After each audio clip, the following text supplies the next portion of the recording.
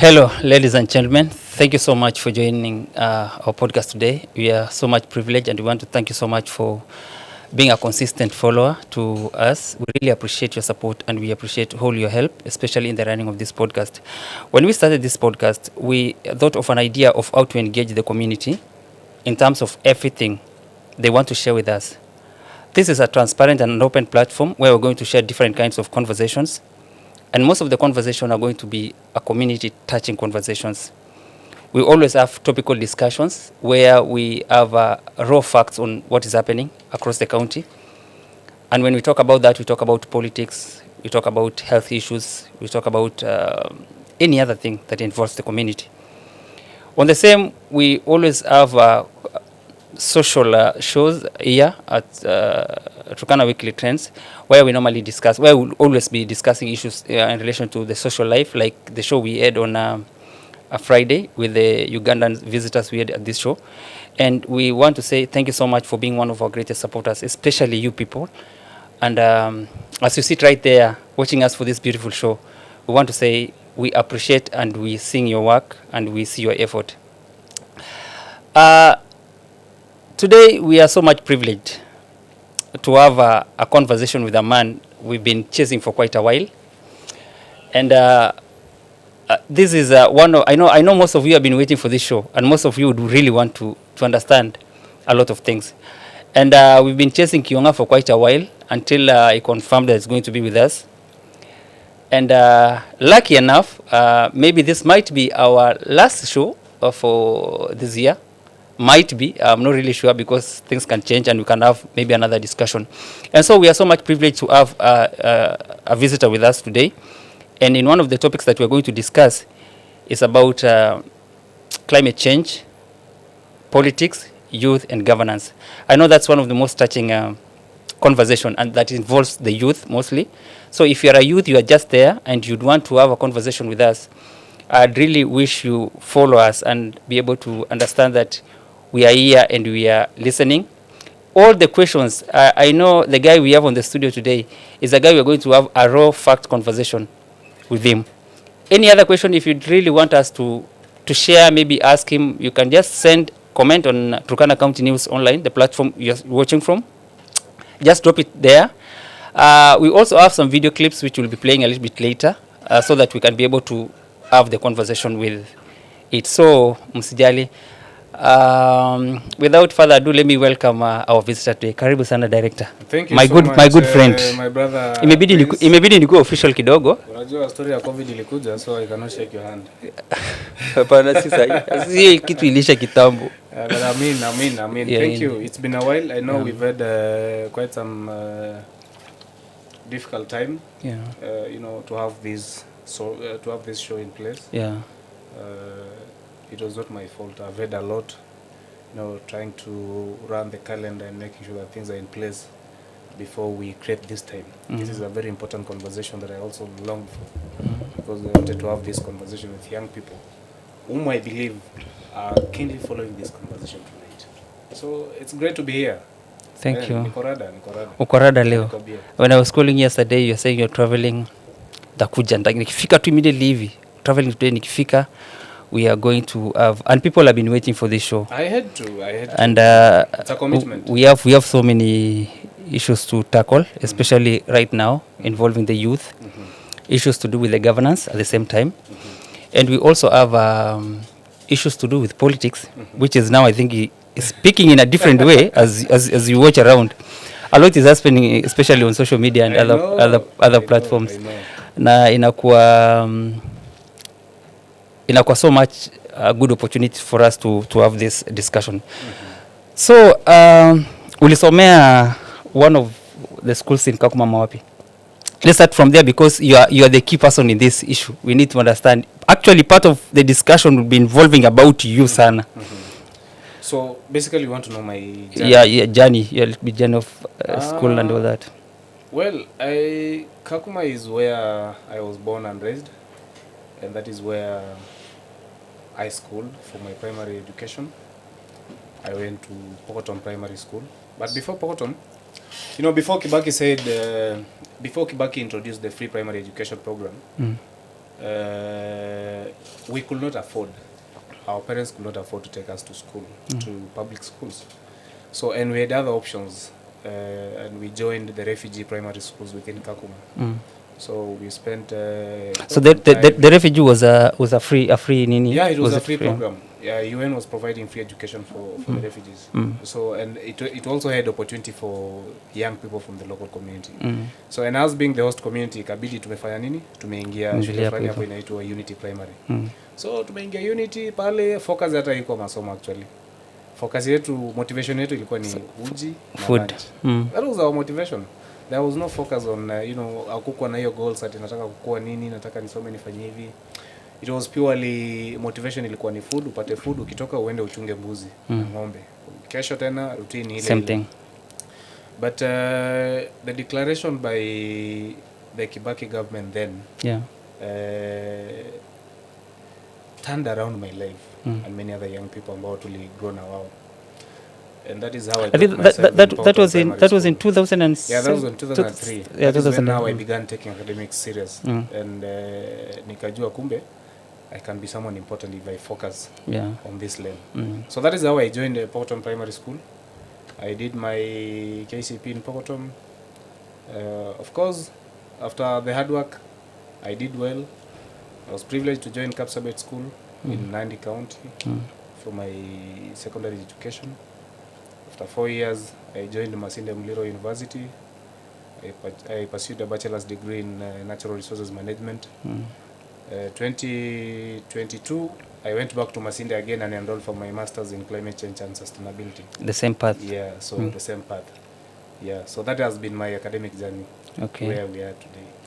And then from there, now on student leadership, because you are one of the former Tukusa president and did you get the presidency while in Masinde Muliro or on which time? I think throughout the experience I've had, it somehow shaped me to the person I am today. And it instilled some leadership value in me, always trying to put other people first before yourself.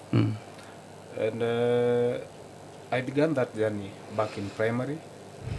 I served as a prefect, a dorm prefect, as well as a library prefect. Then back in Kapsabet School, I also served as a captain. And it helped to grow my skills, leadership skills. And when I joined university, I had no plans ya kuongoza Tukusa. Yours was just, the university, campus, everything is okay. Campus, nataka nimalize, niende, nifanye kazi, nisaidie familia yangu, nijijenge. That is it. That was the plan. But then in between, wakati miaka zimesonga, nikawa engaged na mambo ya wanafunzi. Turkana students leadership, nikataka kuelewa. By that time kulikuwa na structure ya student leadership? Yes, kulikuwa. I mean, Tukusa has been there before. It used to be Tudusa when Turkana was. Then it changed to something else. When it was Turkana University District Students Association, so it was Tudusa by then. We've had Ekwe in the leadership. We've had kina Geoffrey Kaituko in the leadership. We've had kina Nakuleu in the leadership. We've had kina Ishu in the leadership.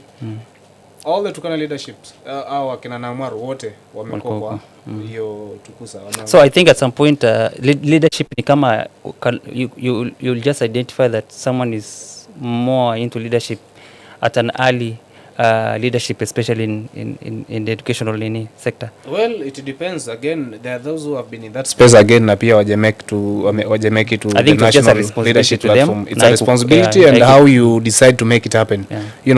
A lot of things in between here baada ya Tukusa leadership ina shape na ina determine direction ambayo unachukua na mtu ambaye utakuwa. You understand? So you became a student leader in which year? So 2018 I was working while in school. Okay. So wakati nimekuja shule, I was in Masinde then. So nikapata wanafunzi wako na shida. I mean, school fees wanafunzi wanafukuzwa. tunakuja kujaribu kung'ang'ana na mambo ya basari, lakini unapata involvement ya student leaders by then na hizo leadership structures ilikuwa ngumu sana. There was a big so ina paralyze the whole process, things were not moving. Na huku mzazi anajua mtoto wake ako shule. Pale shule mtoto anakipitia mambo ya nyumba, anapitia rent, anapitia nini. So wengi walikuwa na drop out of school in the process. There are people I know wenye tulianza na Safari na hawakuwahi maliza shule just because hawakupata hiyo support ambayo sisi wengine tulikuwa tunapata. You understand? In my own wisdom nikaangalia I can offer myself at least ni support hao wanafunzi kwa ile njia kidogo ambayo nitaweza. And the gap ambayo nilikuwa nimeidentify ni kwamba kulikuwa na zile pesa zinaitwa floating cash ambazo zilikuwa kwa mashule. There are students ambao walikuwa wanafanya kazi, kuna watu pia ambao walikuwa wameenroll kwa mashule but hawako present in the programs. So wao wana apply bursaries wakiwa nyumbani. So pesa zinaenda kwa shule, zinaanga huko but wanafunzi hawako. So one time nika visit our administration ya Masinde Mliro. Nikawauliza, mimi nataka kujua pesa ngapi iko hapa idle ambayo inatoka Turkana County, both from the county government na the national, ngapi iko?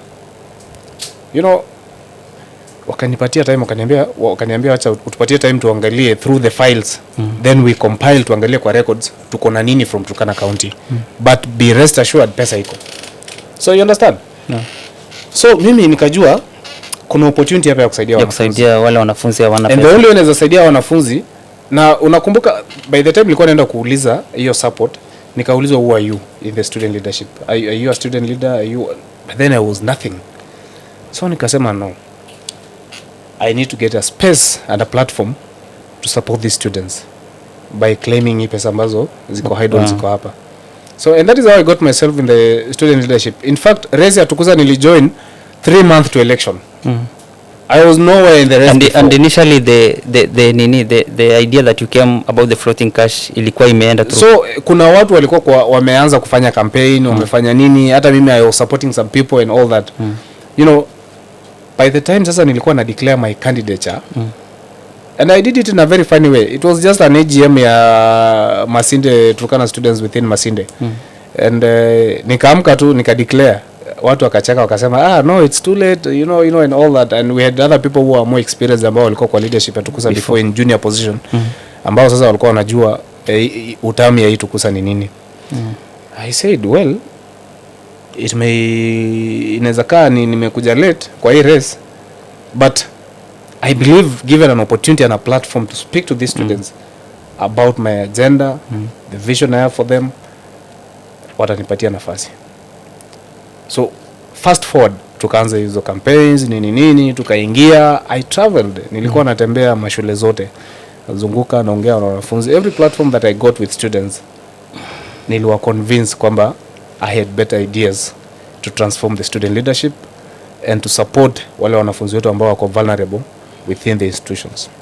And that is what we did. Tukaenda tukafanya elections, very controversial election here in Turkana Central. We did it. Nikapata wenzangu pia yao ikawa postponed. So hivyo ndo tukajipata katika uongozi ya Tukusa. Then tukaanza kusupport students programs by programs, nika roll out, nikaanza kurun hizo mambo ya floating cash, ikawaki. So the floating cash thing worked, after you've taken over the leadership. When I got into that office, nikaandika barua officially, nikastamp, nikakuja nikaongea na watu wa education, they stamped. We did everything na tukapata. That means you really convinced the student, because if you can be able to win an election, student leadership election, and just from nowhere without maybe anything that can be able to be attached to you, then definitely means ulikuwa na mdomo tamu. You did something. I had good ideas for the students. So I think the students believed that I was the right person for that job. You understand? Yeah. The way I presented myself, the way I shared the vision I had, wakawa attracted to that vision, wakaona this is what is right for us. And today if you ask the students who are in the system then nikiwa mwanafunzi, they will tell you they never regretted getting me in that position. So I stood my grounds, I became a bridge between them and the administration. Hata zile pesa za basari wanafunzi walikuwa wanapewa, tukastreamline wanafunzi wakaingia kwa committees za basari, student leaders at the constituency level wakaingia kwa committees za basari. So by the time hizi pesa zilikuwa zinakuwa disbursed hapa, I made sure that the executive ya Tukusa, viongozi, willingly, no one was facilitating us. There was no money, there was no what. I made sure wanafunzi, student leaders wamefanya nini, wamehusishwa katika distribution ya hizi checks ili zifikie mashule mapema. So because then ilikuwa checks ikitokea, yes, checks ilikuwa ikitokea, inashinda inaishi hapa Lodwar, haifikii wanafunzi. By the time inafikia wanafunzi washafukuzwa, mtihani wajefanya, wale waneke washafukuzwa, time imelapse, so they have again to defer. And I think that's so we bridge that time by making sure that we have a central point in Eldoret where hizi checks zikitoka, the county officials ambao wanakuja na hizo checks, we meet with them, and now we commit ourselves that hizi checks zitafikia wanafunzi na zitafika hizo shule by signing the letters, ya commitment letters ya kufanya hiyo kazi. And we did that. So na tukahakikisha basari zilikuwa zinafikia wanafunzi on time. So na vitu zika move, tukaona kuna improvement. Again after that tukakaa chini pia as an office, tukaangalia kuna, despite all these, kuna challenges ambayo wanafunzi wetu pia wanapitia. That time Eldoret was the worst because quite a number of students ambao walikuwa wanasomea Eldoret, wengi walikuwa wame drop out of school. I know Eldoret kwa anasa, sherehe, so from huko wazazi huko wanajua wanafunzi wako shule. So from which year were you a student leadership wa Tukusa? From which year to which year? 2 years, 18-20. From 2018 to 2020. Yes. Then you got done with your degree in 2020 ama prior to prior okay. Yeah. So unajua Tukusa ulikuwa unaingia, then it was haikukuwa na mambo ya there is no specification kwamba Tukusa unafaa kwa leadership ya Tukusa by ati ukiwa which shule. You understand? Dan Lozura ambaye alinitangulia aliingia akiwa second year. You understand? So by the time anamaliza kama yeye bado ni mwanafunzi. So me by the time nilikuwa namaliza kama mimi si mwanafunzi, nishamaliza shule. Then you came out, ukakuja sasa kutafutana na kazi. Yeah, so nikakuja nje. I was working. Yeah. I got employed na LWF in 2016, kidogo nikaingia na RC. I just maneuvered through the system and survive. Yeah, God was great, vitu zilikuwa zina work. So me hata by the time nilikuwa natoka system, nilikuwa niko sawa. So nikakuja tu maneuver within, and I remain true to myself and to my values. And when you got done, how did you manage to join the Turkana County government? Was it in line with maybe your career ama ilikuwa namna gani? Okay, actually let me ask it this way. When did you join Turkana County government as an employee? Well, I'll take you back to 2022 politics. Okay.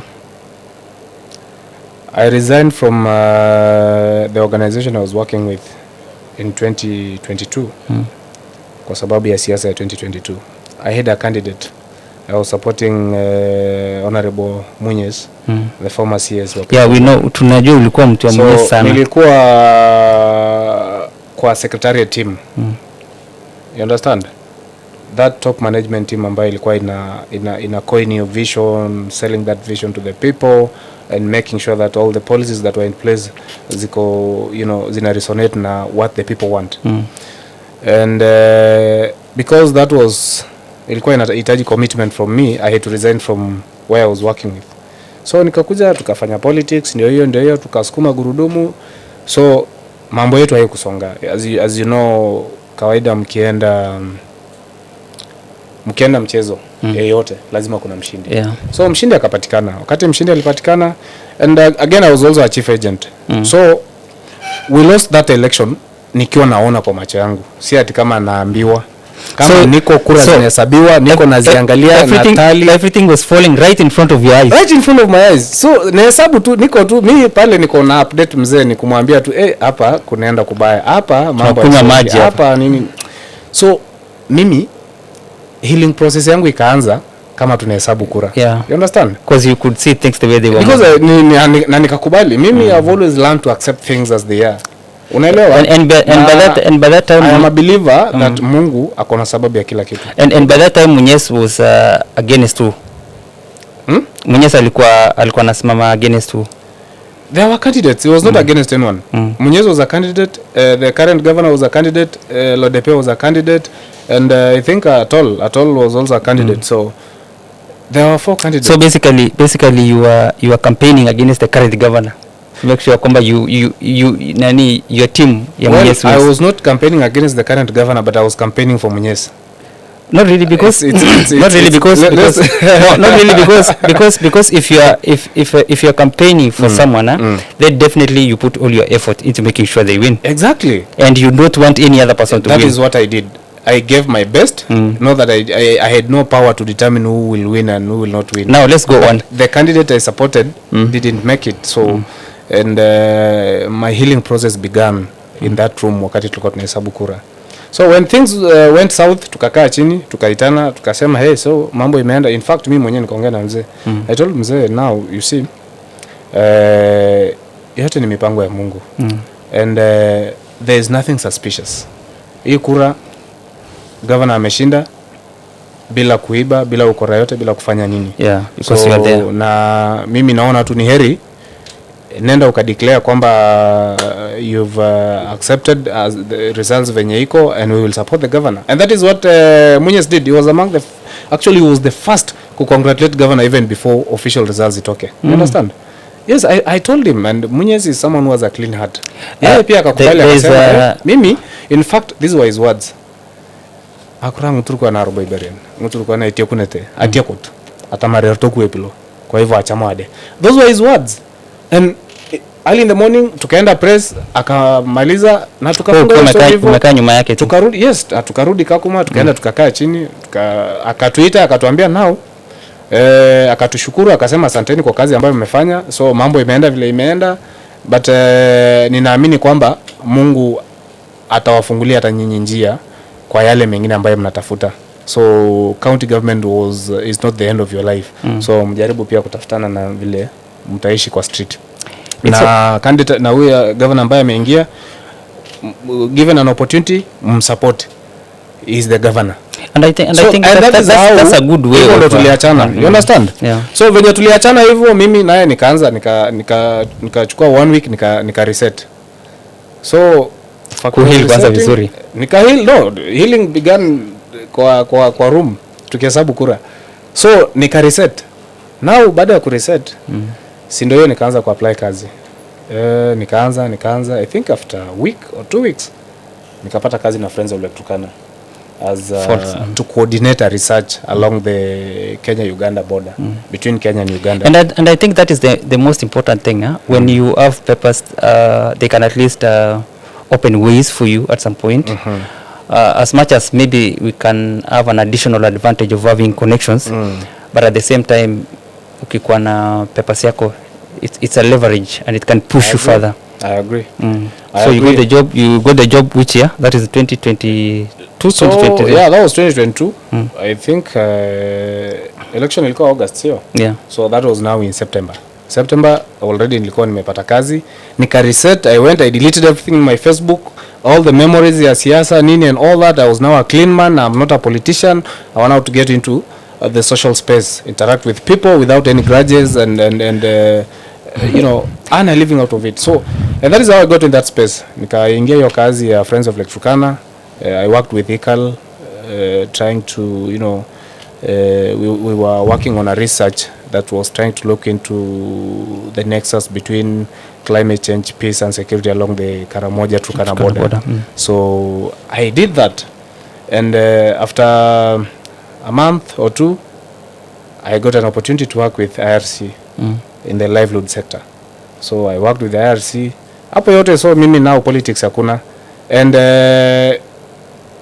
from that day nilikuwa nimesema mimi I will support ule governor ambaye watu wamemchagua. And that is what given that your boss, your former boss, huyo sasa ambaye ni Munyes by that time, had already accepted the whole thing and then given you the way forward. And unajua one of the most important things that people don't understand is acceptance.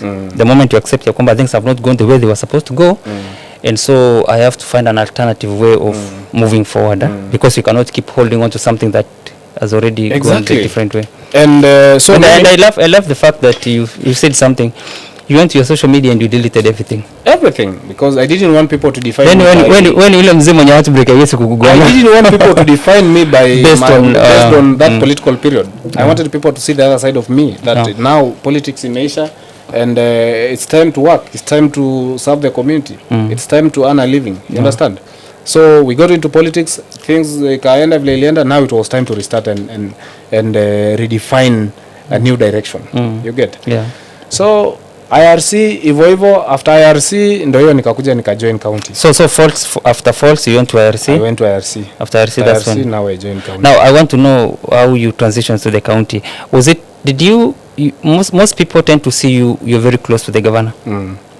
And if someone would want to talk to the governor, if they talk to you, they can have access to him, which is a good thing. It's a good thing, especially when you become a portal to people.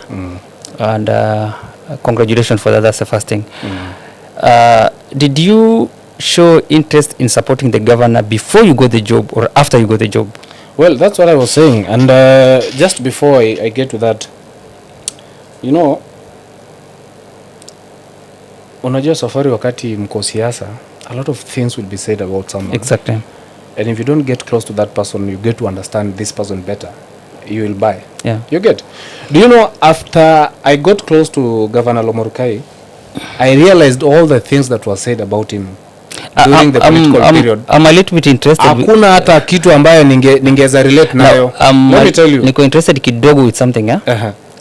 What was the first encounter between you and the governor, given that you are campaigning against him? And now I would really wish to know that moment when the first time you're meeting with him, after the whole thing, after he defeated your team. Okay, and I'd really wish to see the conversation that you people had. Sawa. And also the... I'm coming to that. Yeah. I'm coming to that.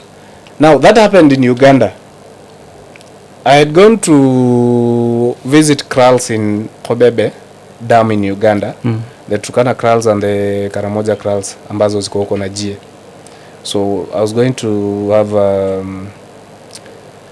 an interview with the community ambayo wanaishi huko as part of the process ya hiyo research ambayo nilikuwa nafanya. Okay. So it happened, governor was alikuwa amekuja pia Kobebe. You know, he's someone who is so much focused on you know, peace building mission. Yeah, so he had come Kobebe, there were issues, administration issues, and as occasioned by difference in policies. You get, our people get into Uganda, policies are Uganda ni tofauti na hii yetu, and our people don't understand. Yeah, they know, they don't understand. So governor alikuwa amekuja kuintervene, kusupport, to bridge the gap between our people and the government of Uganda. So it came at a time when I was also in Kobebe doing my own things. And you know, after the meeting, he was having engagement with the Turkana now. Akawaita kando, he was having an engagement with our Turkana wetu. Wa huko, asking them wanapitia yale ambayo wanapitia, what are the challenges, where wanataka ya address nini, wanataka wa support wapi. Those people who are there, is it the Turkana people who are living in the area, or the people who got into a problem and then they got arrested or something? These are our pastoralists. Yeah. Okay, who had crossed the other side. Who had migrated to Uganda in search of water and sustenance for the animals. So, and you see Kobebe is a very huge dam. Okay. And 2019, you remember President Uhuru signing a memorandum with President Museveni on sharing of resources, especially, and the area of focus was Kobebe. And Kenya had also promised to replicate, to do a replica on the Kenyan side, so that there is mutual benefit between the people of Uganda and the people of Kenya. So you told the people that can you tell me what you want me to have a discussion with the Ugandan government? So yes, so he was having governor was having an engagement with our people, and because we were also Turkanas and we were with the same people, I joined that discussion. I was just standing. I mean, si kwa karibu, nilikuwa nimesimama mbali, nimetulia tunaangalia. You're like, sasa huyu jamaa kiniona, what is he going to say? Yeah, you know I'm trying to have the picture, and I'm trying to put myself kwa shoe ya governor. So wait, nikwambie. I think there is one of the securities wa governor aliniona. Yeah. Then he went straight to the boss. Akambia, Your Excellency, unakumbuka ule kijana alikuwa anakupiganga vita sana hiyo election ya 2022, alikuwa anakupiga vita na kutusi ya kupumzishi ule kijana. Gavana nauliza kijana yupi? So ule kijana wa Jubilee ule. So I think the security pia jina yangu hapo ameshika vizuri. Akasema ule kijana. So like governor akashindwa huyu mtu anamaanisha nani? Governor anasema mimi si kuona mtu. So wakaenda Africana Hotel Moroto. Huko ndo governor alikuwa analala na delegation yake. So mimi pia nikaenda pale. Nikasema si hao watu ni wetu. Acha tu niende nifike pale. Mimi nilikuwa tu nataka nisalimie governor na nimwambie congratulations. Mimi nitasimama na wewe, nitakusupport mpaka mwisho ya uongozi wako. Because I don't want to be I don't want to sit on the fence nianze criticize kukupiga vita when I know challenges ambayo kwa uongozi ni mingi. You need support ya community yako mzima, and trying to live with dogma, thinking like he's thinking about me this way. So that was the reason nilienda huko. So wakati nimefika pale nikapata governor ametulia na mufti, I think mufti, yes, Edung, huyo MCA wa Kalobeyei and MCA wa Letea Ward na Muya. So nikaona governor amesimama na hawa. Mimi nikakuja ikiwa nikusalimia governor na nisalimia wa MCAs na nitoke. Governor anasema my friend Kiyonga. Ndo sasa ni hiyo story ikarudi sasa ya wale watu ambao walikuwa wamesema governor ule kijana akaniambia kumbe ni wewe ndo walikuwa wanamaanisha, you know, it was haikuwa imenikujia kwa kichwa. Akaniambia hiyo, nikamwambia niko mzima. Unafanya nini huko? Nikamwambia niko kazi nafanya 1 2 1 2 1 2. Akaniambia okay. Nikamwambia can we have a word kidogo? So you told him when ulimwambia hivyo? Yes, that is one thing I love about governor. Not that I'm close to him, ati mimi naweza gatekeeper ama kupeleka mtu kwa governor. I know governor ni mtu mwenye is accessible to anyone. You understand? Is accessible to anyone. So akaniambia sawa. We had a sitting kidogo. Nikamwambia your excellency, mimi I'm here to congratulate you. Directly, even if time imeshaenda, I'm here to congratulate you. Yes, I'm here to congratulate you. Na niko tayari pia pledge my loyalty to you. I want to support you from where I sit. Me, I'm working, niko na mshahara, niko sawa. I just want to support you and support the government programs going forward. Akaniambia no, it's okay. Akaniambia, you know, this is government, it's our government, it's a Turkana government. So that was in 2022 2023. That was 2022. Okay. Yes, akaniambia mambo ya siasa iliisha, wachana hiyo mambo ya siasa. That was 1 month after election. Akaniambia mambo ya siasa iliisha, wachana hiyo maneno. It doesn't matter you supported who, you didn't support what. That was ni chakula tulikuwa tunatafuta wote. And now that I have it, I welcome you to this to be part of this government. The last time I was with the governor was I think 10 years ago. You'll be surprised. But I've never met the governor for I think 10 years. Sijawahi meet. Though maybe on call. We had a time phone call conversation kwa simu. But I've never met him in person. People will be surprised even Ishu. I think Ishu have not met her for 6-7 years. Why unaishi wapi wewe? No, you don't need to worry about where do I live. But the last time where the governor is during the county assembly time. I think you understand after the MCS thing and then national things change and then hapo hivyo then ukakuja na hiyo the other ni is the last one. And it's very very difficult to find someone who is open to other people who are against him. I find it so difficult because there are people who will always have issues with you. Exactly. As long as they see as I also expected that. And you know people tend to pick specific things. People tend to pick specific things, and someone will try to pick one thing and then magnify it to something big. But if you find someone open into it, you feel like so I'm comfortable. I hear you. So you told him I'm going to support you. Yes, and that was my commitment. So we left that place and the rest is history. Today I'm working with the county government proudly as a county deputy director in charge of climate change. You are the first deputy director young ambaye ulichaguliwa. Actually I was among the first young people who were employed in this government. I was among the first people. And governor anapenda vijana. Let me just be honest with you. No, don't go there. I had an engagement with him one-on-one in Nairobi, in a hotel in Nairobi. After I was employed, during the African Climate Summit, I was in Nairobi, and it happened he was also in Nairobi. So we met in a hotel and we had a conversation, a healthy one. And I told him, Your Excellency, are you aware that hadi mahali umefika ulikuwa na trust ya vijana wa hii county 100%? Akaniambia very true. Akaniambia I'm a governor today because of the young people. I told him, Your Excellency, ile trust hawa vijana wako nayo na wewe so big, endelea kushikilia hiyo trust. Akaniambia, and I want the young people to be part of this government going forward. Yeah. For so many years watu wanaongea mambo experience, vijana wana experience, vijana sijui hawana bado leadership, hawezi kufanya hii, lakini hawapewi nafasi ya kujaribu. Akasema I want to try the young people this time round. Kama wao ndo watafanya mimi nisirudi kuwa governor wa Turkana, so be it. Yeah. And I trust in the ability of our young people. I know they are scholars, I know they have experience, and I know given an opportunity they can deliver. Those were his words. You get? Na akaniambia utaendelea kuona vijana. I'll bring more young people in the government. Waendelee kusaidia watu wetu. And even this one is for continuity purpose. As a leader, I want to mentor young people into this space so that hata kesho nisipokuwa hii county iko kwa mikono safe. Those were his words. And I have monitored over time. Today as we speak, every directorate, every ministry iko na vijana ambao wameandikwa kama directors. Paka watu wa 97, watu wa 98, watu wa 99, kuna wale wameandikwa kazi kama directors. Na wanafanya vizuri. You understand? Do you think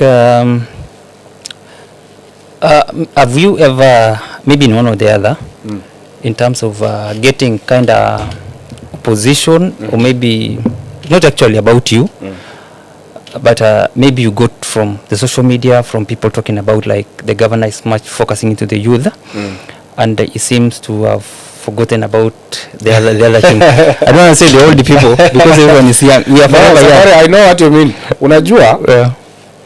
Because people tend to say there was, especially during a time when the governor was much focusing about the youth.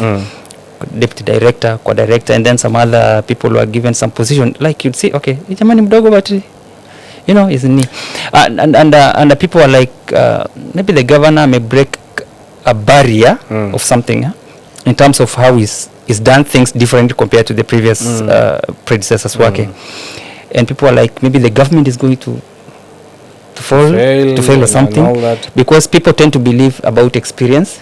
They tend to believe about old men having experience more than young people, and at the same time people will try to say like these young people are still bado wako na a lot of things, you know, like, you know, the social, you know they magnify the social aspect of the youth compared to the having more time in terms of the social aspect. I understand. And I want to assure you that this is not a war against did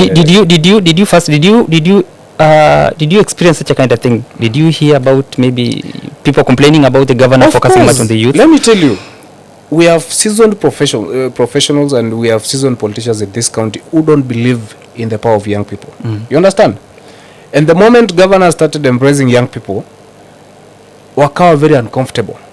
Wakaanza kuona kwamba no, you know, this is not right. Wanaandika vijana bado wako na time mingi. Time gani? Wakati wa vijana ni sasa. And that is what the governor believes in. You understand? And that is why if you look even at the population that supports Governor Lomorukai saizi, wengi ni vijana. I've seen it. You get? Because his ideas in a resonate na ideas za nini? Ya hawa vijana. And you know, we find it hard because ukiangalia age ya governor in the youth, someone will definitely think like the governor should be more focusing about the old people, mambo na experience na hizo nini, and then leave about the youth, because we think there are leaders when walikuwa ama they are still there who a little bit wako bado young, but they seem to be focusing much about the old people, and then they are leaving the young people. But I don't understand like how the governor is able to bring this youth together, the young people together, and then is able to get, you know, they click together. And you're like, how does he do all these things? So far it's all about trust. Governor ali experience uwezo na nguvu ya vijana election ya 2022. Aliona uwezo gani wa vijana wako nayo. You understand? Yeah. And he has never wanted to break that trust. That is why his government is dominated by the young people. Unaelewa? And he's getting backlash from these other politicians that anajaza vijana kazi, anafanya nini. But again, angefanya nini? Governor, ukiangalia ule jamaa ni boys. Unaona? Ni boys, ni jamaa tu unaweza kaa chini upige na story. Like, and he has no boundaries, usikie anakuita bro and all that. Like, it makes you feel comfortable around him. You understand? Hata ukiwa na issues ambazo unafaa ku address, utakuwa very comfortable ku address hizo issues. Unaona? So, ile complaints watu wanapiga ni nini? Hao vijana wamepigwa kazi. Vijana wanachapa kazi vizuri. Kazi inasonga. Let me tell you, we went to, unakumbuka time El Nino? Yeah. Tulienda Lake Naivasha Resort. Tulikuwa na engagement pale. We were developing a funding framework. We were developing a strategy ya kurespond to mambo El Nino. Na tulikuwa counties West Pokot, Turkana, Baringo. Yes, the 3 counties. And it was supported by UNICEF. Yeah. So, it happened wale tulikuwa pale from Turkana County, wote tulikuwa vijana. Then the other counties wale watu walikuja, directors wa other counties wote walikuwa wazee. So, wakati ilifika mahali ya kudevelop hiyo framework, the young people Turkana was the best. You understand? Agile, versatile, sharp and committed. Turkana was the best. We developed the best framework. You know, they had to subdivide us into groups ya counties zingine. So that you're able to help. Yes, so that we support now the other counties to make sure vitu zina run. So that is the power of young people, and that is what the governor sees in us. There's a perspective on maybe how people are looking on different angle. Young people have been given leadership mostly. The young people have been focused on by the governor. And we have also the other guys wengine. I don't know, I'm trying very very hard to find the word. I don't want to say the old people versus the young, but I don't know what's the right. Okay, the people who have been there, seasoned professionals. Yeah, who can say that. Professionals. And there are people who say that you get to see a young man is a boss to an old man. And I think it creates a little bit of I don't know, disrespect or something, maybe in terms of how people are viewing it, not in terms of the professional way, because if you go professionally, then definitely we can say in terms of papers, in terms of all that, work on energy and everything. But people tend to say if the governor is much focusing about the youth, unapata kwa position labda anapatiwa, and then an old man or an old lady ako chini yake, amekuwa hapo for quite a while. I don't know, how do you see that? Do you find it reasonable, ama do you have a different opinion in terms of how you view things? You know, Sofari, even these seasoned professionals ambao wako already in the system are very important to the system. You understand? Yeah. Kwa sababu they carry, wao ndo wale watu tunasemanga encyclopedias ya hizo departments. Yeah. So they are the institutional memory for the departments. Yeah. So even as we come in, you know, government works in succession. You don't come in and introduce your own things. Unaendelea na system venye iko. You only get you only tend to be creative, just to make sure that things are working better. But hakuna wile ambayo unakuja kuinvent. I think what you're trying to say is coming with the new ideas on what you have, and then trying to merge with exactly the old, what is existing, and then to refurbish it and seeing the I've seen young people working with our seasoned professionals in a cordial relationship, and young people have always, you know, wanted to learn from them. And I don't look at it in terms of position, but I look at it in terms of the energy, in terms of, you know, output, and in terms of the synergy ambayo inakuja kwa between the young people and the seasoned professionals. You understand? Yeah. Well, there are those that may feel uncomfortable kuona maybe kijana mdogo amekuwa boss wake and all that, but we should not look at it in terms Sort of of who the is a culture. boss, who is not a boss. Yeah. You understand? Let's look at it in terms of kazi inafanyika ama haifanyiki. Inafanyika venye inafaa ama haifanyiki venye inafaa. You get? And I think okay, is people are different. If a young man has been given a position, kuna venye anaweza kuwa na handle maybe the whole. I'm really trying to understand also their side. You see, like the way they handle, they might be having difficulties in terms of how to handle this old men. No, I understand what you're saying. Because their situation you cannot command. That was anticipated. Yeah. Unaelewa? Yeah. That was anticipated, Sofari. And the government had anticipated that. Even by the time the government was considering to employ young people, it knew kuna issues kama hizo zitatokea. So what happens now to curb situations kama hizo? So for the young people who have been employed into senior positions, wamepelekwa Kenya School of Government for trainings, induction training, induction to senior management. How do you treat people? How do you treat your colleagues? How do you treat people who are senior to you? How do you treat your juniors? You understand? How can you make that service better? How do you respond to the political class? How do you handle issues that arise in your work environment and all that? How do you dress on normal days? You understand? Yeah. So they are taken to Kenya School of Government for grooming. So by the time wanatoka Kenya School of Government, they already know what is expected of them. To do. So and that has helped to reduce the friction between the young people and so in short it's about sharing ideas, agreeing on what the way forward, having a discussion, and I think that's okay. And it takes someone. There's this musician anaitwa Common alimba na Common na John Leden.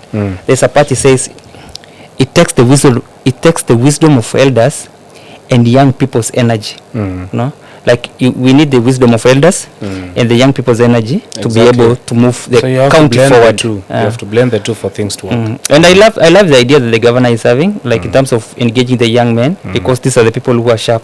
We have the AI saizi and a lot of things. So kitambo mzee anze kusoma AI vijana wanachapa kazi bro. Vijana wanasukuma gurudumu vibaya sana. If you look at our performance as a county, we are doing well, bro. Did you expect to be given did you expect to get that job where you are, the expectation was a little bit lower or higher in terms of that position? Well, that's what I wanted. I was not given. I applied. I went through a very competitive interview, and I made it through that process. So we can. So this is your first job when you umefanya in line with your career, in terms of like chenye umesomea? Not really. Yeah. The jobs I've been doing all through. Yeah. Zote ziko in line na kitu nilisomea. Okay. Yes.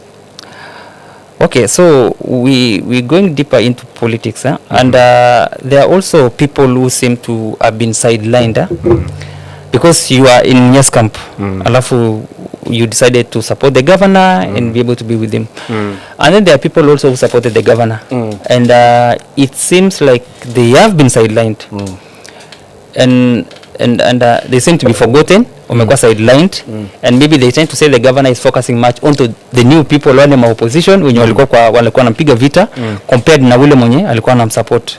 I don't know. What do you have to say about that? Well, because let me just go straight, because I'm really trying to nini. A good example is Lotum. Let me go direct to the point. A good example is Lotum. Lotum supported the governor during your campaign yake period, and kuna zile maslogan alikuwa anatoa and everything, and I've seen him, so the expectation of people, not really the expectation of we don't know his expectation, but the expectation of people is now the reward. Of course, after you do something, there's always a reward. Hata kama huwezi kuwa mahali fulani, there's just a way like you can hang here, just close to me.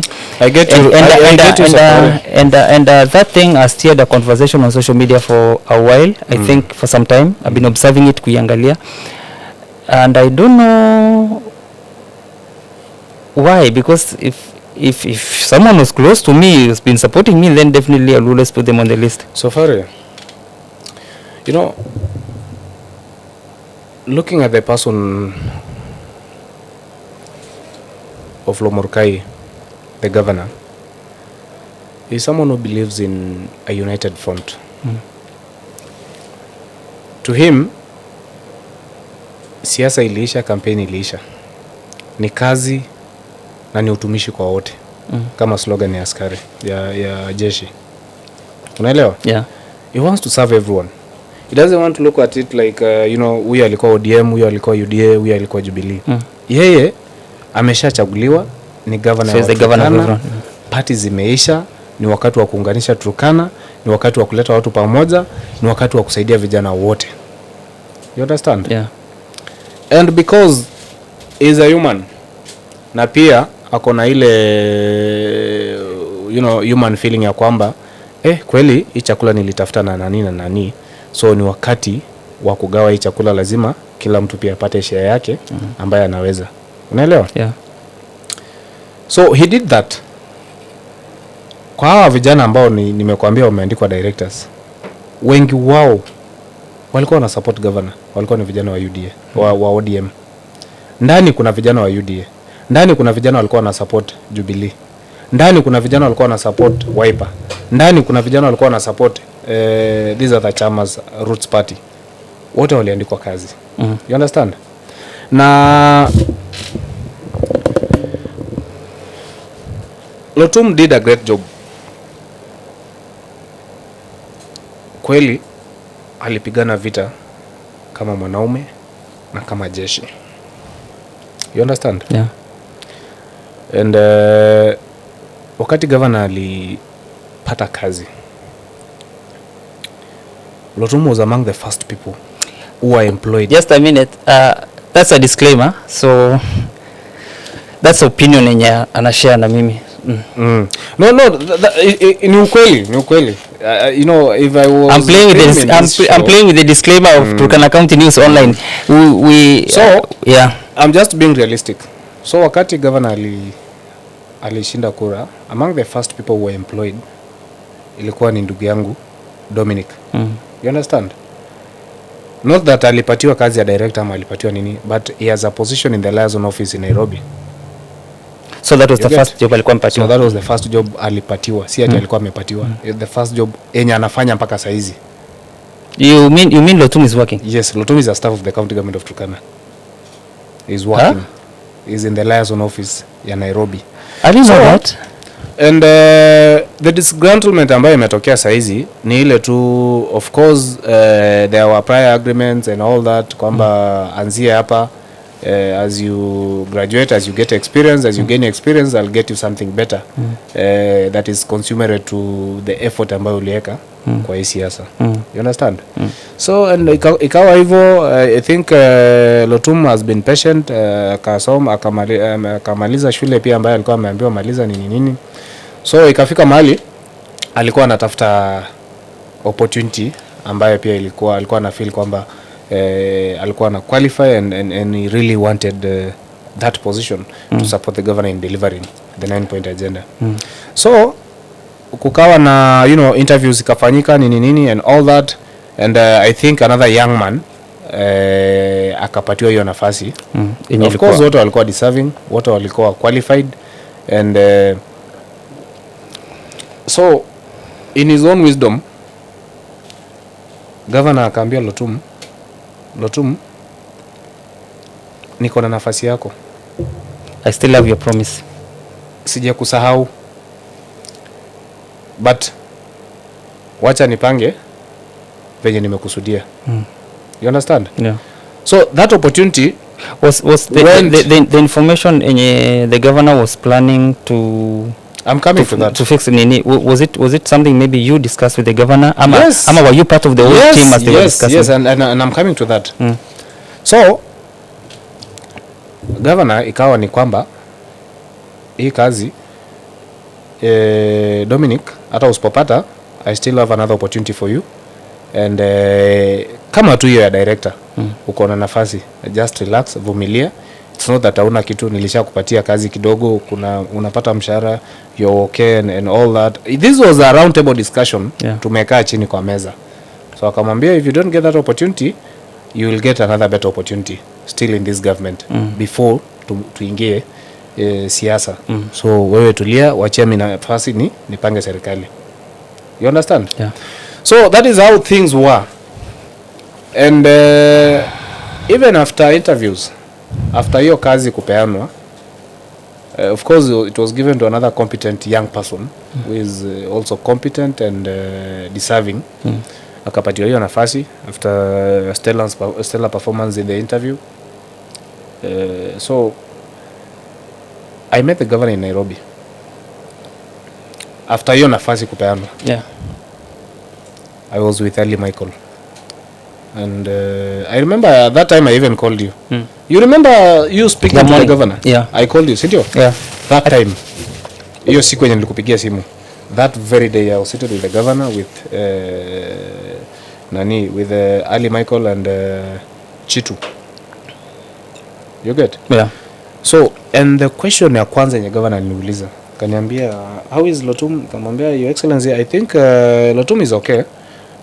But of course he's disgruntled kwa sababu he had a lot of expectation kwamba he deserved this opportunity.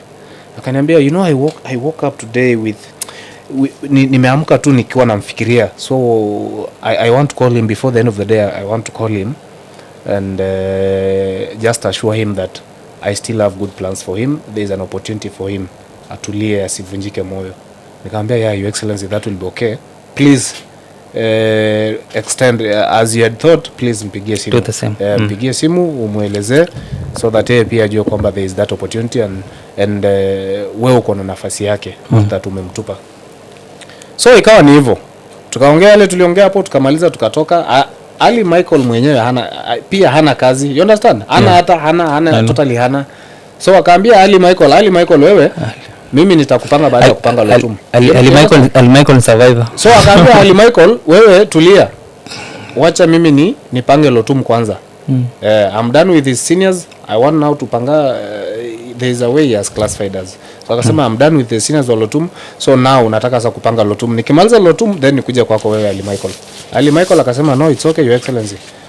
Mimi I know you have good plans for me, so sina shida. Wewe panga tu kwa wakati wa Mungu. Mimi nikipewa hiyo nafasi nitashukuru. So hiyo maongezi ikaisha hapo. So I later on called my brother Lotum. Told him, Dominic, spoken to I met the governor today, and as he called you akaniambia bado. Akamwambia okay, expect his call anytime because tumeongea na akaniashua kwamba in fact mwenyewe ndo ameniuliza wewe uko aje, na akaniambia he knows you feel disappointed and he wants to give you a call akuashua kwamba you still has plans ya kukupatia kazi ambayo it can even be better than hii ambayo saizi ulikuwa unatafuta. You get? Yeah. So nikamwambia my brother, just relax. I know what you're feeling right now, but we relax, mambo itakuwa sawa. So tukaachia hiyo story hapo. So after some time nikaanza kuona hizo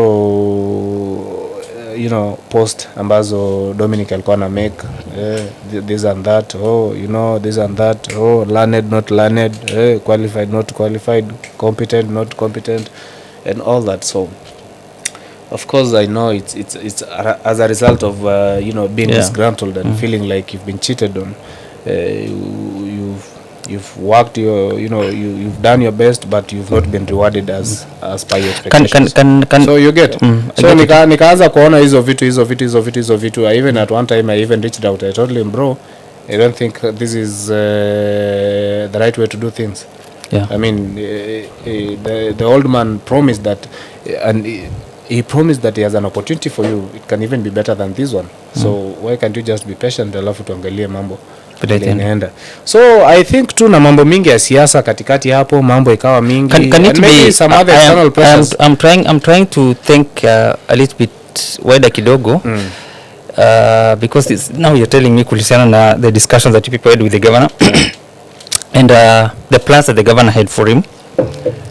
Can it be there might be other discussions that were made somewhere else, maybe in private, and maybe he might have overheard the conversation? Because I'm trying to imagine if the governor calls me and maybe we go into an agreement and he tells me you have to be patient enough, I'm working on something, I'll be quiet, maybe I'll wait.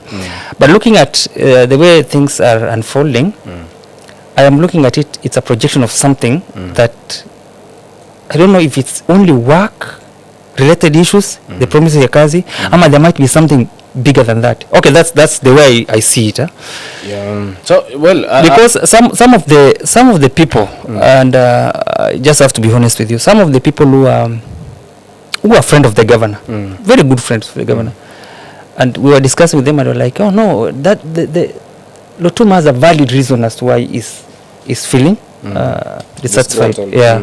So and I'm trying to imagine that, can there be something else apart from only that? Because looking at it ni kitu kidogo sana, that's something so small compared to the way things are moving right now. You know, I don't want to get into debates of preempting, preemptions, and imagining things that are unimaginary. I mean, what other contest can be there between Lotuma and the governor? What other contest? So this is all about work, and Lotum feels he's been cheated on. He's been disappointed. He's not been rewarded as maybe they had a pact prior to the 2022 elections, of which even the governor himself alikuwa ameonyesha hiyo will ya kuhakikisha kwamba amempatia hiyo nafasi, amempatia hiyo kazi and all that.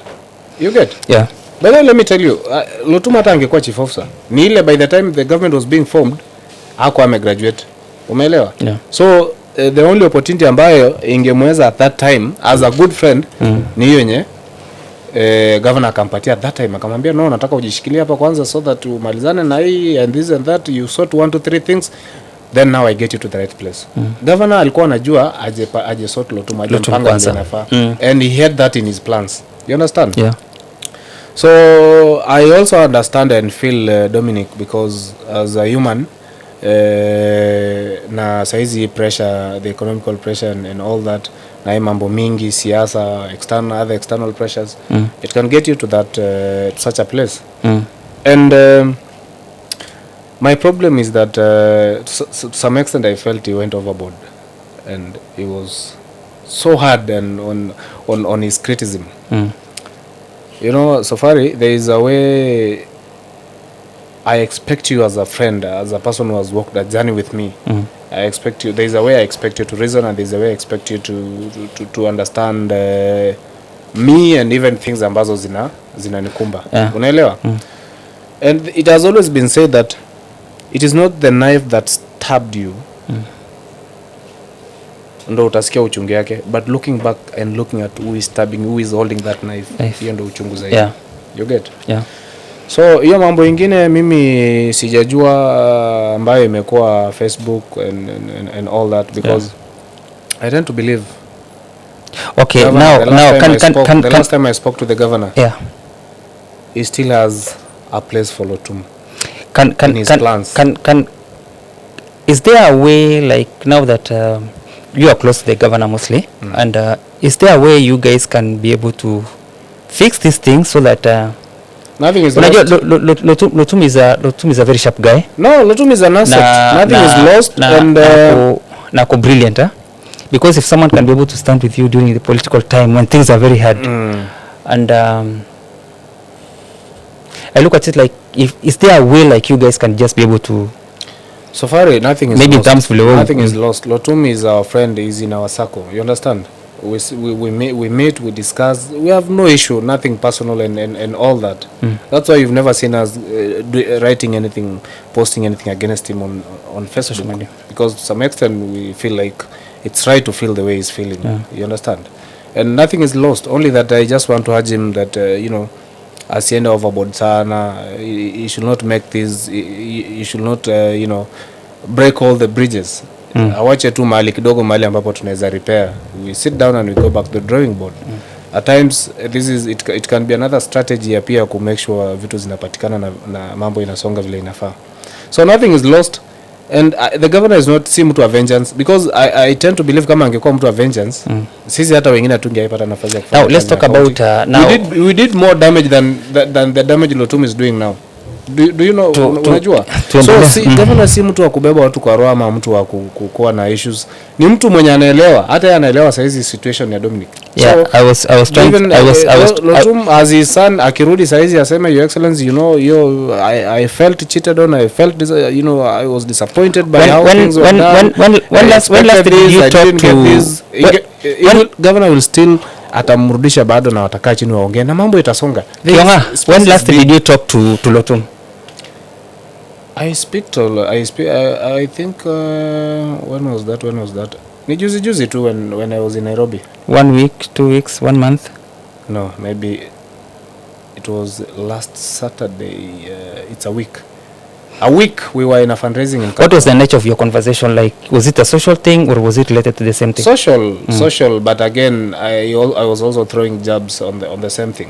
Yes, I told him, my brother, there's an opportunity for you in this government, so mimi staki uendelee vile unaendelea hivyo. You've spoken, tumekusikia, it's true, it's right to feel how you're feeling. We understand, and we just want you to restrain yourself, kaa chini, kuja tuongee, then we see how we can approach this issue, how we can make it even better, because I was to call him but he's a brilliant young man. Nimeambiwa that is enough for Dominic. That's why I wanted us to move away from that.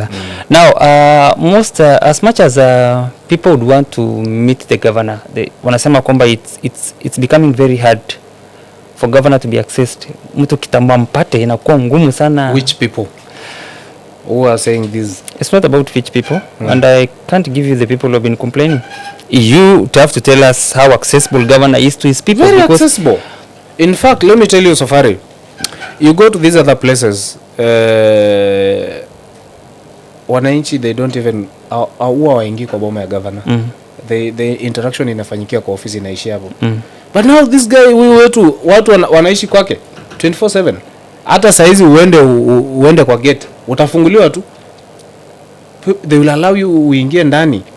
Na akitoka huwa anapata nafasi ya kuongea na hao watu wote wenyewe wako hapo nje. People get into his compound with no appointments. Can you say hao watu wenyewe wanasema it's hard to access him, maybe they are not patient because pia ukienda pale upate watu wako wengi and you want to be prioritized. I mean, it doesn't make any sense. What are some of you've been here before and you know how the previous government imekuwa ikifanya kitu na not go done and then you enter. Can you be able maybe to tell us some of the changes maybe the current government has actually done? Unasema kwamba they have pushed this to this level and we have fixed this and this and all that, especially when you talk in terms of employment. Alafu twende kwa community issues, when you talk about maybe mambo na food insecurity issues, when you talk about water. That's just, so I'm giving you a chance to explain to us because there are people who would want to know. And there is this word yenye watu wanatumia ati the governor tend to dish money to people more than the development. I think you've seen it on social media and they're saying all that. So I don't know how you're able to respond to that. You know, mambo ya kugawa pesa, najua tumezaliwa sisi watu tofauti na mioyo tofauti na matendo tofauti. You understand? Yeah. There are people ambao wana feel fulfilled when they share the little they have with others. But there are people ambao walizaliwa kwa shida and they feel like when they get resources, wacha wamalize generational problem. Let them invest, let them do this and do that, personal development and all that, just to kill the generational problem. Ndo iokoe hata generation ambazo zinamfuata na nyuma. But kuna watu wenye ile kidogo wako nayo wana feel fulfilled wakati wanashare na watu. Yeah. And one of the people ni huyu governor wetu wa saizi. Because tell me Sofari, umesikia huyu governor amejenga hoteli mahali? Kuna hoteli umesikia? Not that I know. Haya, kuna petrol station unasikia kuna mahali? Kuna any investment umesikia ameweka mahali, ameweka pesa yake mahali? And he's getting good money as a governor. He has a good budget in his office. He has good allowance. He has good salary. Na hakuna kitu kama hiyo hata moja yenye amefanya. You understand? Then ask yourself, hizi pesa basi zote ambazo anapata zinaenda wapi? this is the money ambayo anashare na wananchi, anashare na watu. And I was even joking with someone telling them, you know, governor wangu by the time anamaliza is 2 terms in office, atatoka tu kama vile alikuja, because all he has ni issues za watu tu, issues za Waturkana. Whatever he gets anashare na Waturkana. Hakuna plan ya investment. Nimeaika chini nikasikia anasema akona plan anataka kufanya kitu fulani. Yeye tu ni shida tu za watu, shida za watu, nitasoti hii aje, nitafanya hii aje, hivyo and all that. And that is what other people are finding difficult to make peace with. That this person has a different character, this person ana view maisha kitofauti, this person akona ile moyo ya kutaka kukula na wengine, ambayo pengine kuna watu wajajaliwa kuwa na mioyo kama hiyo. So wale watu ambao wamezoea kukula peke yao, wale watu ambao wamezoea kujijengea, kujiendeleza kimaisha, wanakuwa na shida na umu. Someone is saying Ashakai anasema ati I should give Lotum time. Nani I mean Kiyonga time. Yote mtoke. Ati Asha anasema upe Kiyonga time, aseme yote mtoke. Asante sana Asha. Nampea time. I'm not interfere. That's why you see today I'm not hyper like before. I had juice hapa. So that's why I ask him question and thank you so much Asha. So unaangalia Sofari. Yeah. So people have problems with personalities za watu. We have different personalities. Mimi niko na personality yangu. Pengine personality yangu ni ya uchoyo. Ni sawa, that is me. Then kuna huyu mwingine ako na personality yake ni ya kukula na watu. Watoto wakizaliwa nyumbani, wakati unawalea watoto, unajua kuna mtoto mwenye akipewa chakula anatembea na marafiki kila siku kwa boma, wanataka wakule hiyo chakula yake. Then kuna mtoto mwenye akifika kwa boma anafukuza, akisikia tu chakula imeiva anafukuza watoto marafiki zake ambao walikuwa wanamfuata. So that is how the society is. So kila mtu aishi vile anataka. Wewe kama unataka kukula peke yako na kujijenga, jijenge. I think you've seen it. Yule mwingine mwenye anataka kukula na watu na wananchi na asonge mbele, wacha wakule. But haimaanishi kwamba sasa tupate nafasi ya kutumia generosity ya mtu na nature ya mtu kusema ati afanye maendeleo. Maendeleo ni nini? What is maendeleo? Let me tell you. Government works in succession. And you remember the second term of Nanok, people had problems with Nanok kwamba afanye maendeleo. Unakumbuka? Do you know why? It's because watu walikuwa na judge second term ya Nanok against his first term. Remember the first term came in at advent of devolution, at the time when devolution was coming in. By the time devolution was coming in, there were no structures in Turkana. And the structures that were existing were in a dilapidated state. You understand? So by the time Nanok was coming in at the advent of devolution now, he was rebuilding everything from afresh. He was building schools, building hospitals, dispensaries, building ward administrators' offices, ministries, launching programs, roads, making sure that feeder roads are, are passable, making sure that, health services are accessible to the people, making sure that even the livestock and Turkana being a pastoral economy, made sure that systems within that line are working to support the pastoralists and all that, So that was the first term. Now at the second term wakati alikuwa anaingia, it was to make sure that the systems in place zinafanya kazi. Yeah. You understand? But because our people were used to what they saw, so they expected more hospitals, they expected more gorofas, they expected more what and all that. But you see, the first pesa ya kwanza ilikuwa ni ya kuweka systems. Yeah. Then hii ya pili ni ya kuhakikisha kwamba hizi systems zinafanya nini? Zina run. And that is why people were saying the second term Nanok afanye kazi. Nanok alikuwa anafanya kazi. But pesa ilikuwa ina run zile systems ambazo alikuwa ameweka in place. You understand? Yeah. You don't cripple systems. You don't create systems then you cripple them by creating duplicating more projects kama hizo tu. Just to be seen. It doesn't make any sense. So now by the time Governor Lomorkai ameingia, one, the goal was to improve the accessibility of these services. You understand? If by the time Nanok alikuwa anatoka kwa ofisi, health facilities, the distance between health facilities and the community ilikuwa maybe kitu kama 10 kilometers. Now Governor Lomorkai coming in, his role was to reduce the distance between these health facilities and the community. You understand? So that was his role. And that is why he allocated resources to support construction of more health centers so as to support that accessibility, to reduce the distance that our mothers walk to these facilities, to reduce the distance that our elderly people walk to these facilities, to reduce the distance that this vulnerable population in the society wana yeah, because I can remember also during your time in This is what he did. Same to ECDs. He's been doing the same. You understand? Yeah. And again, he also has a role to make sure that zile systems ambazo zilikuwa instituted in the first government zina run. And it is the same money that is running these systems. It is the same money that is running LCRH. It is the same money that is running all these health facilities. It is the same money that is running our schools and ECDs, the feeding programs and all that. Yeah. So, hiyo ndo inaitwa maendeleo. You understand? Yeah. And it's happening. Look at if you look statistic wise, if you look at the number at the quantity of if you analyze data and you calculate time that people were spending fetching water kwa taps, you calculate that time. You know, that is how we analyze data. Yeah. You will see that there is a reduced waiting time in accessing water services. Compared to the yes, problems might not have ended, but at least your time frame ya waiting time when you want to calculate and to know if water service may improve, you look at the waiting time.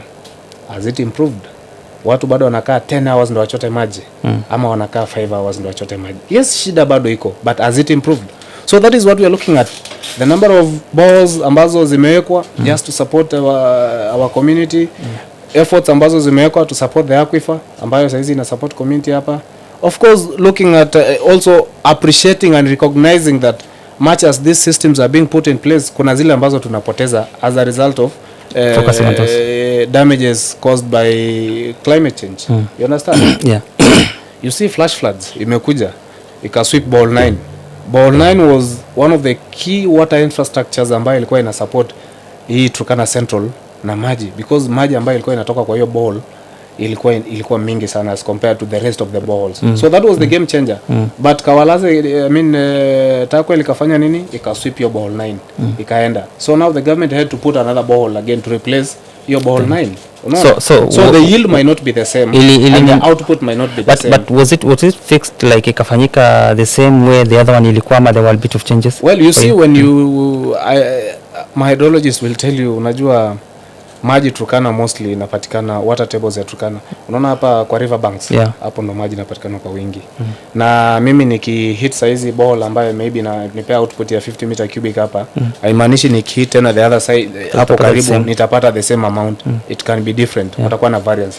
But at least there is a ball ambayo iliwekwa to replace that one. It is not exactly what that was doing, but iliwekwa to support, and more other balls have been drilled to support mambo ya maji.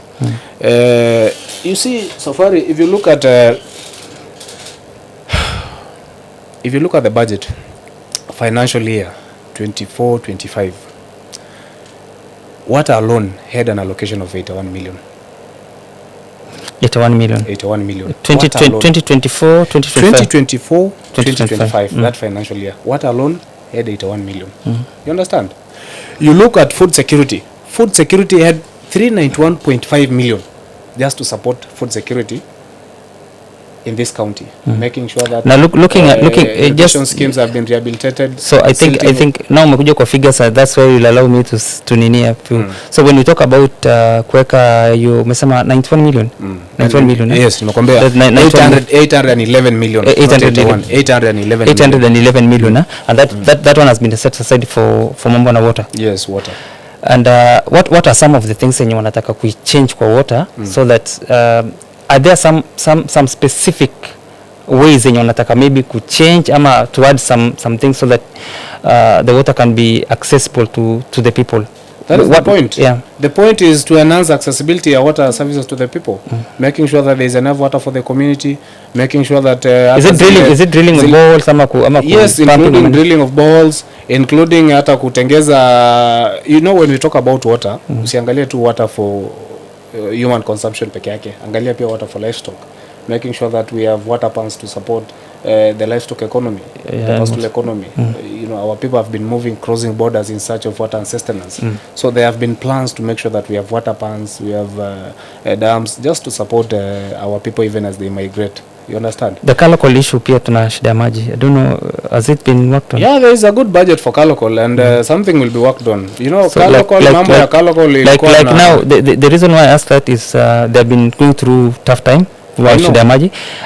My question is now that the county government has allocated 801 million, like you said, 811. 811, That was the financial year 2020. 811 million, I'll not forget 811 million. Nini, why don't the county government be able to respond to places like Kalokol where people are really going through a lot, unlike other places, at least Malpenye kuna watu wanaweza pata maji. But that is what they are doing. They have a good budget. If you look at budget allocated for Kalokol peke yake, wamewekewa pesa mzuri, and they are working on making sure that there is you know, enough potable water for the people wa Kalokol.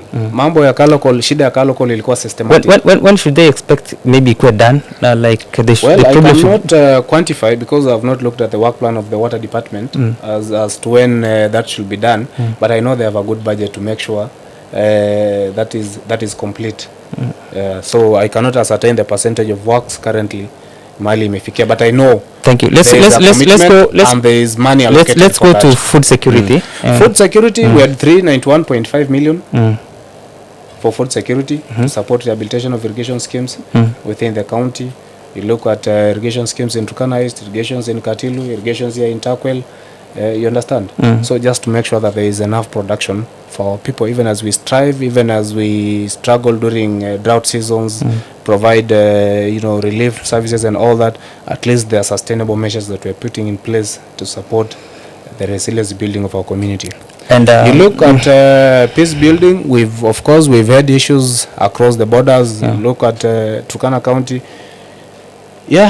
being surrounded by 3 countries poses a great risk to the people of Turkana. And do you guys like mnajaribu kuweka, is it something that the county government is focusing, let's say kama ni mambo ya irrigation or farming specifically, so the county government is focusing on large scale hiyo mambo ya farming as an independent, ama do the county government support the local people who are also doing farming in their own space? I don't know maybe which one is the government focusing on. Food security. Well, it depends with the kind of support that you want to understand, but you see, government is doing this even in partnership with the development partners. You've had our farmers being capacity built, being trained on climate smart practices, agriculture. You've seen our farmers being provided with incentives to develop farms and all that. So all this, and even the silting of these dams and rehabilitation of these irrigation schemes, bado ni ya support these individual farmers. You understand? We have farmers associations, we have farmer circles. And now when we talk about farming pia, why don't because people have different economic activity in Turkana. I think you know that. Like if you go to Kalokol, people are doing more farming.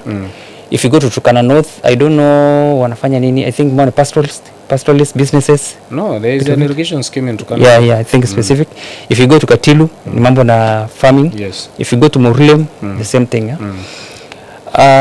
Why don't we have a way of identifying the economic activity of a place, and then you can be able to support, why don't the county government be able to identify the economic activity of a particular place, and then they can be able to be capacity built, so that for example if you go to places kama, let's talk about the mambo na farming, like you said, there are people in Katilu, we go to Murulem, hiyo place yenye wanafanya hiyo mambo ya farming.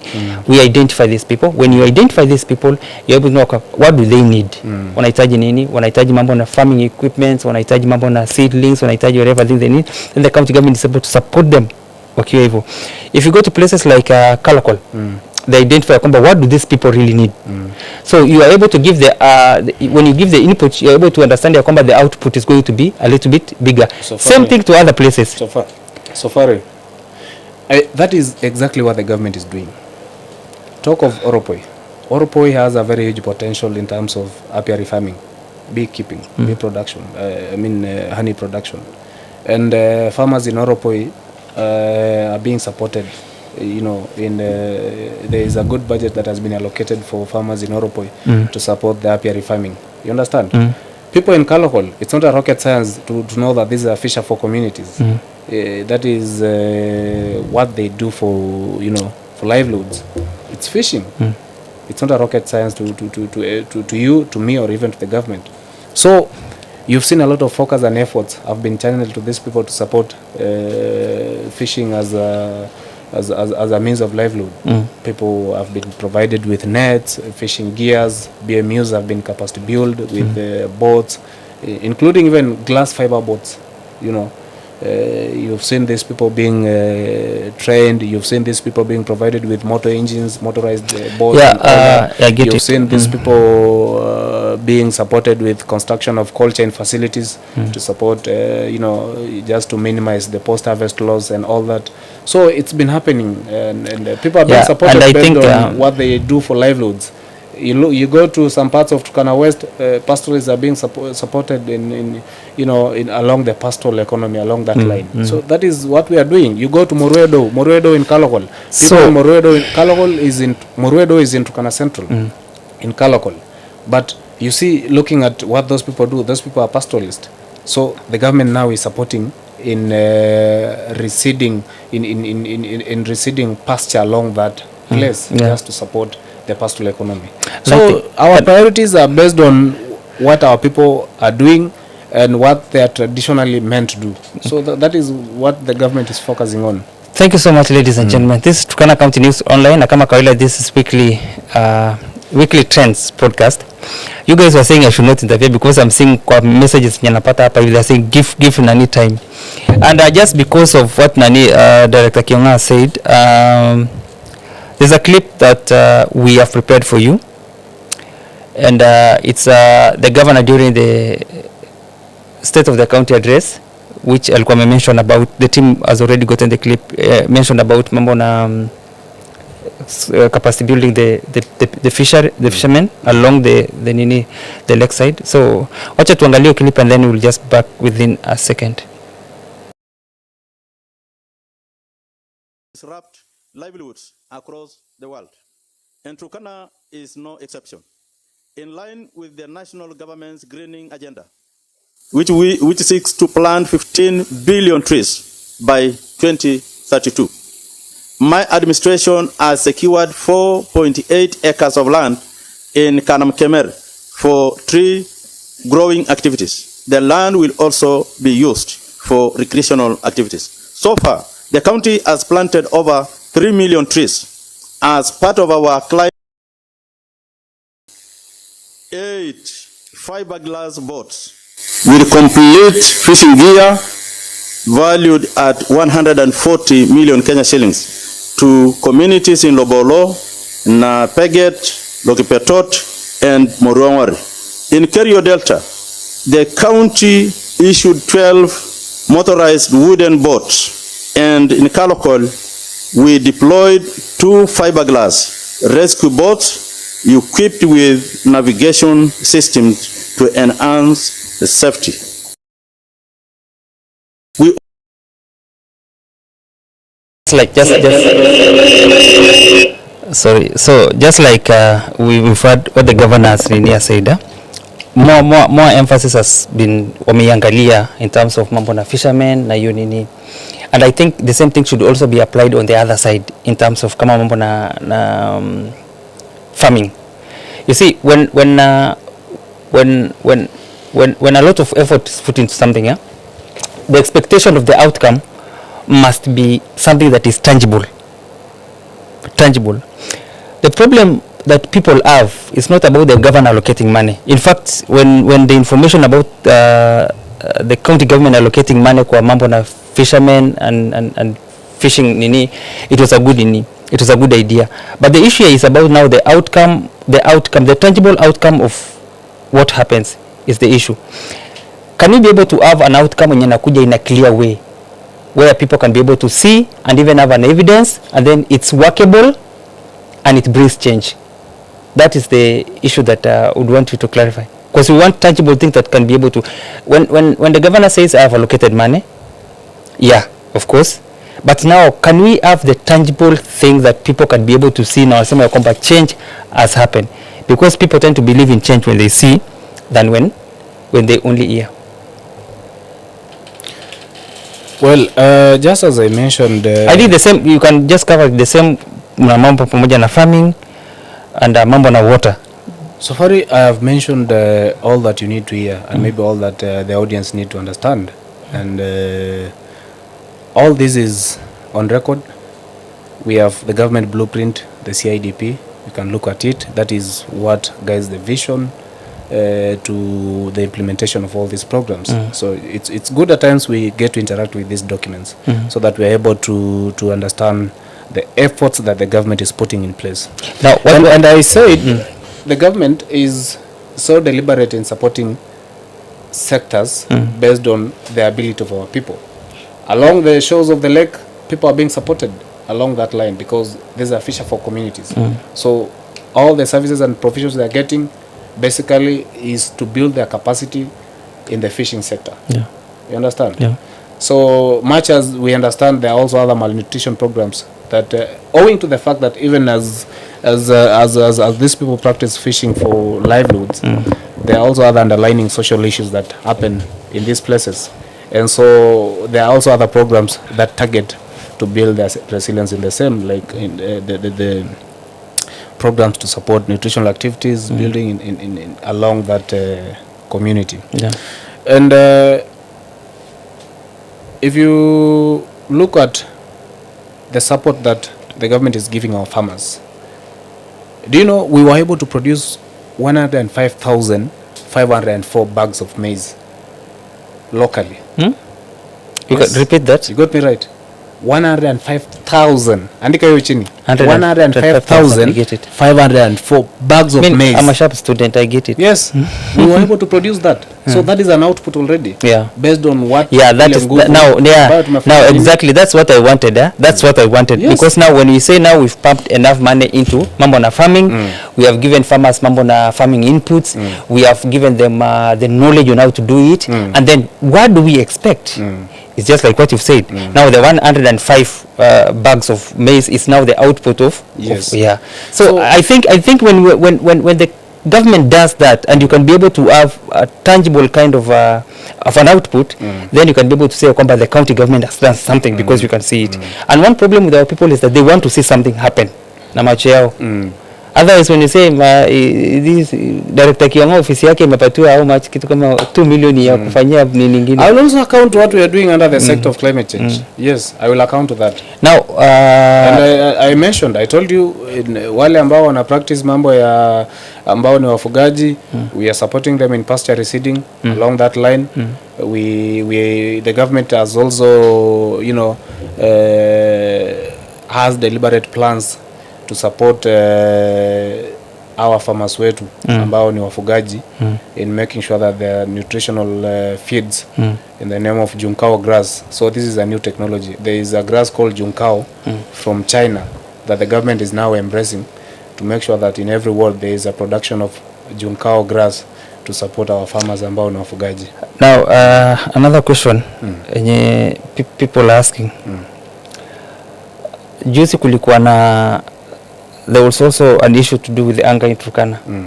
Not actually in Turkana, but northern part of Kenya, in part of Turkana pia, which was revealed by NDMA.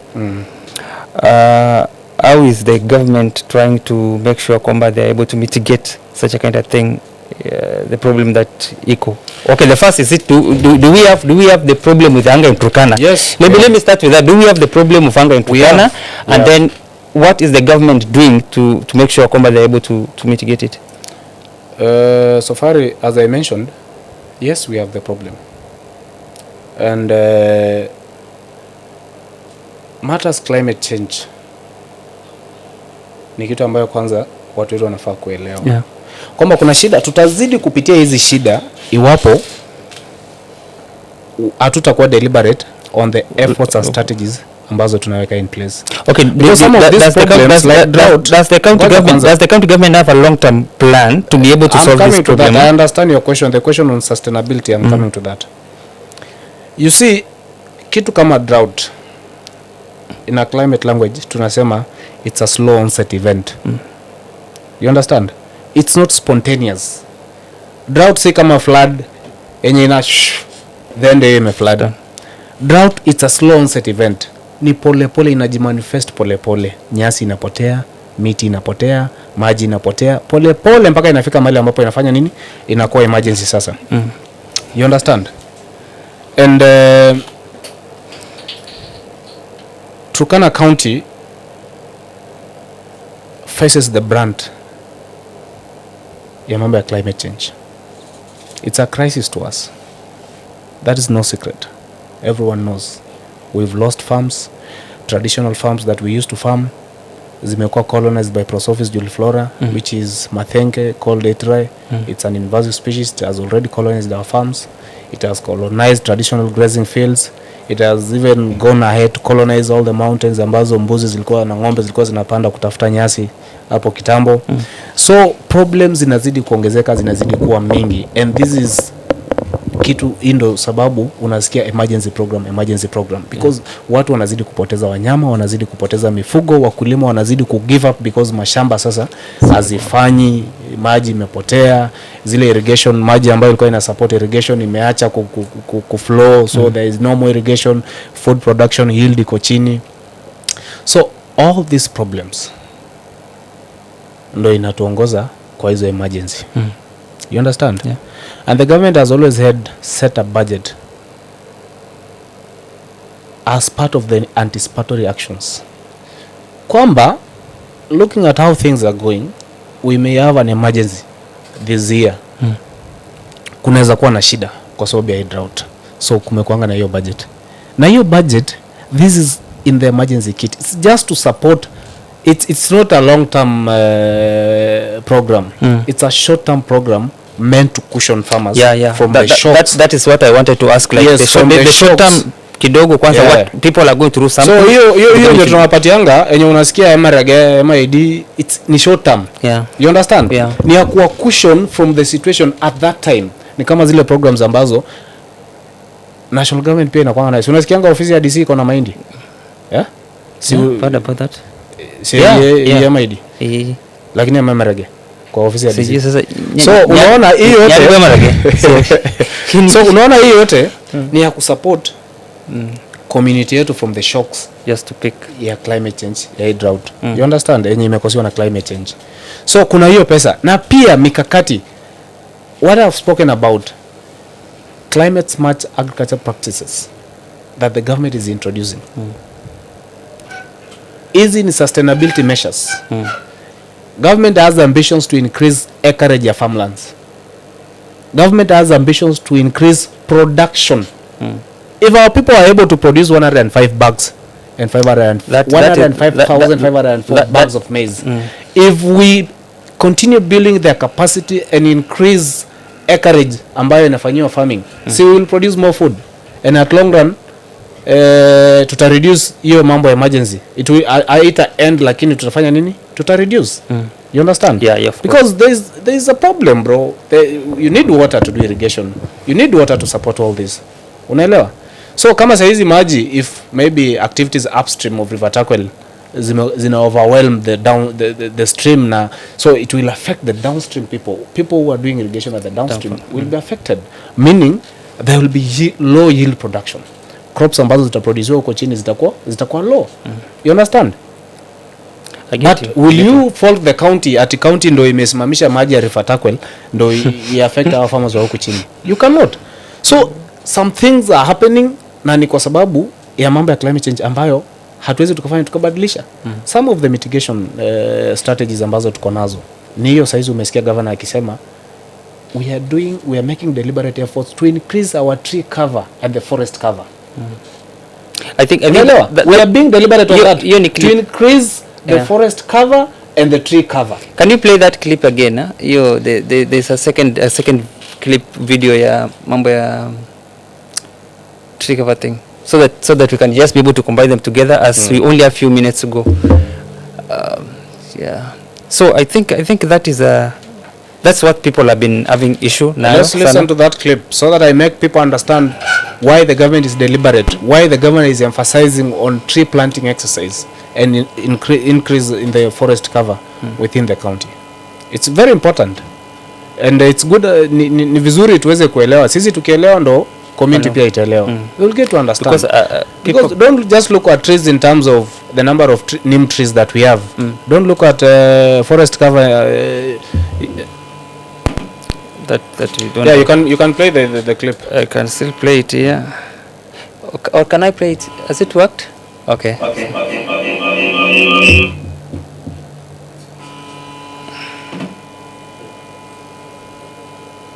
So this is where the governor was talking about mambo na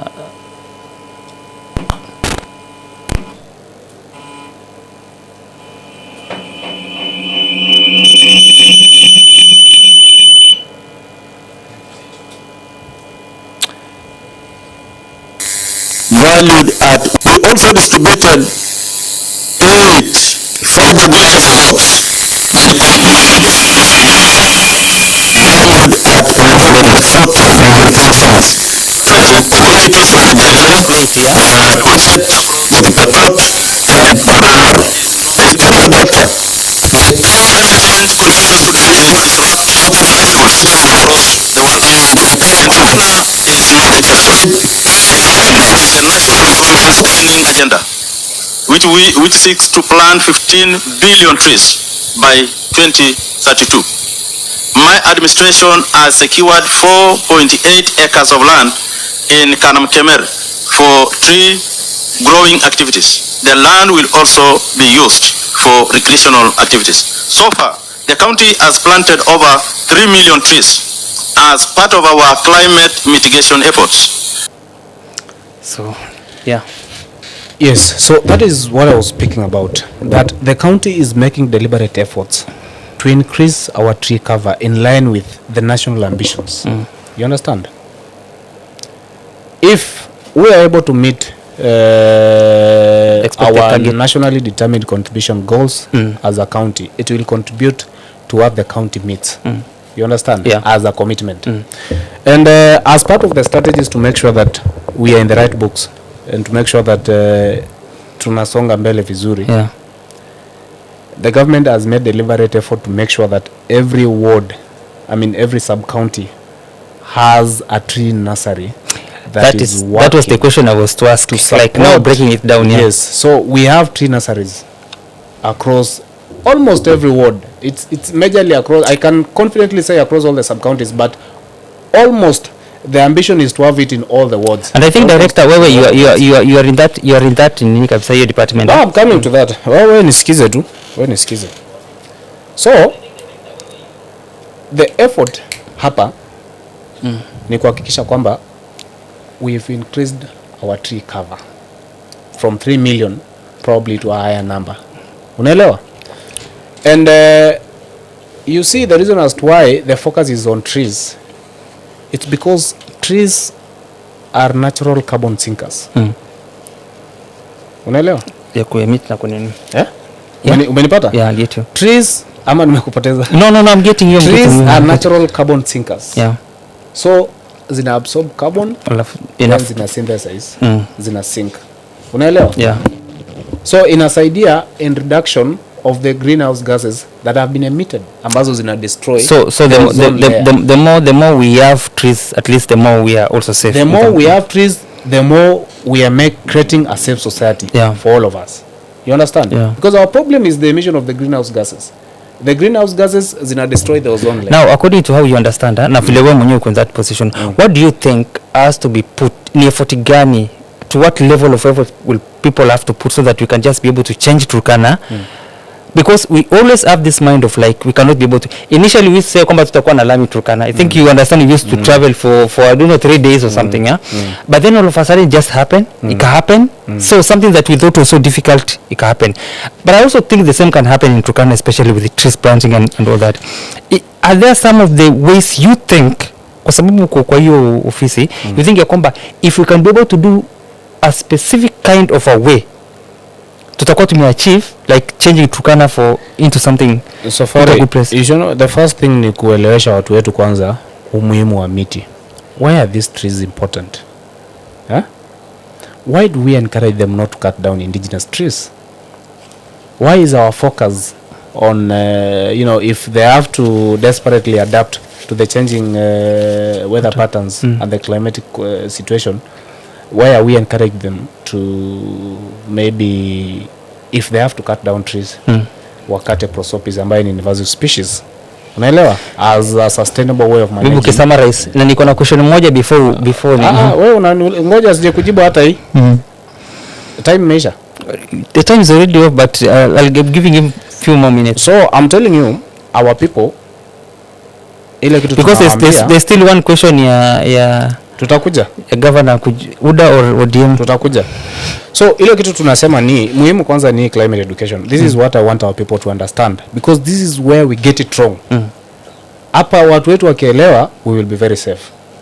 Unaelewa? Yeah. So sisi, the reason it has to be a personal responsibility ya sisi wote. You've heard the efforts that the government is making. Umesikia? You know, hapa unajua hapa na Tapar kana mkemera hapa na Tapar past publican mafuta ya publican, yeah. The uwanja mahali maji imekuwa ikisimamanga all along. Unajua hiyo uwanja? Yeah, I know that place. So now what we are doing, we want to reclaim that land. Unaelewa? Yeah. We want to reclaim that land. Instead of that land kukua wastage hapo, kukua mahali maji inasimama, we want to make sure that that land is green and there is a recreational facility. Trees zimewekwa pale, there are recreational facilities.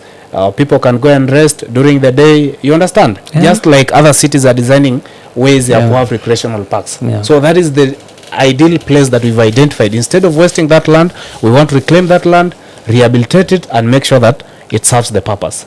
Unaelewa? Yeah, I get it. Then number 2, we have a model farm that we are putting up here in Takwel Ward. The government is putting a model farm in Takwel Ward, a model tree nursery that will support in production not Kanamkemer, Takwel Ward.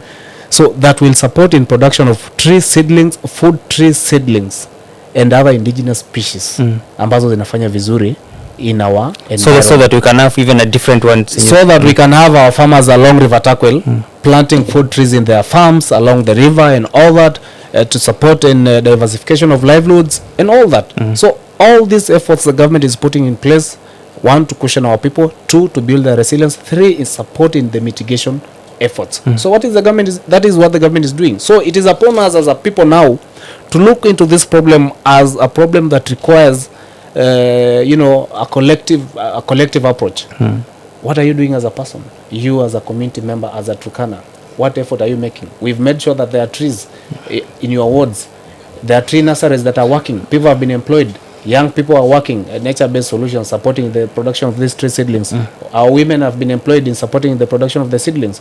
Seedlings are there. What are we doing? Why are you not making any effort of making sure that you're picking these trees from the trees, seedlings from the tree nurseries and plant them, because they are offered for free. No one is charging you even a dime. So just go pick the trees, plant. It begins from that change of behavior. Our people need to change behavior and embrace this as a strategy to save our future and to save our land. You get? Yeah. So that is what we are doing as a county. Now, so na wewe ukitoka hapa enda panda miti. No, iko. In fact, si ulikuwa umesema kijana mtanashati, si hiyo nyingine tutaangalia labda. Kama ni miti gani unataka? Wewe panda miti bwana.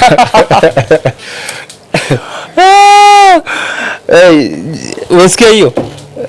Director abileta maneno hapa hivyo. Now, politics kidogo, a bit of politics in terms of political parties. Governor ako party gani? Unauliza?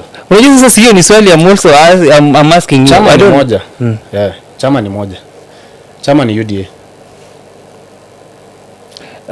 Because someone is saying the governor seems to be getting a little bit of opposition from MPs who are already there. So you understand the Well, that is expected. That is expected. It is their house. They were there before, and they feel threatened by his existence, but they have no option. The president was very deliberate and very loud that there is room for all of us. We need to work as a team. You don't have necessarily to push someone out for you to come in. Yeah, so even the MPs should relax and accept that this man has joined the government. He is in UDA. He is the patron. He is the senior most politician in Turkana currently, and so is the spokesperson of the community. Is the entry channel of the president to the community. These are the things that these politicians are getting hard kukubaliana nayo. But the earlier watakubaliana nayo, the better. Now, when we talk about the election, a little bit kidogo ile election, the by-election that happened. Let me just mention that as the last part. There are people walisema kwamba governor alimwaga pesa huko more than wale wengine. Was it something that happened? You know, rumors, siasa iko na rumors mingi. People will say a lot of things, and they will always want to justify why they lost. Unaelewa? People will try to hata watakuekelea hata wewe mwenye huko, assuming that Sofari alikuwa ameenda America, watasema Sofari ndio alifanya akafanya just because their point of interest is Sofari, and the only way they can bring Sofari down is to mudslinging him. You understand? Yeah. So well, I know everybody played a role. Si hata wao walikuwa na pesa. Si political parties have money to support candidates. And people also make generous contributions to support candidature.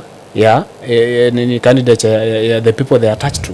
So if the governor made efforts to generously support as a friend, as a patron, as a leader, the people he wanted to work with in the UDA, and that was his personal effort. He did it as a leader, as a friend, and as a patron of that party in the county. So walifanya, hata wale wa ODM walifanya, pengine tu kidogo, maybe robo, najua huyu anaitwa Napotikan, maybe mkono ilikuwa mzito. Hata aluche, what is the opposite of Napotikan?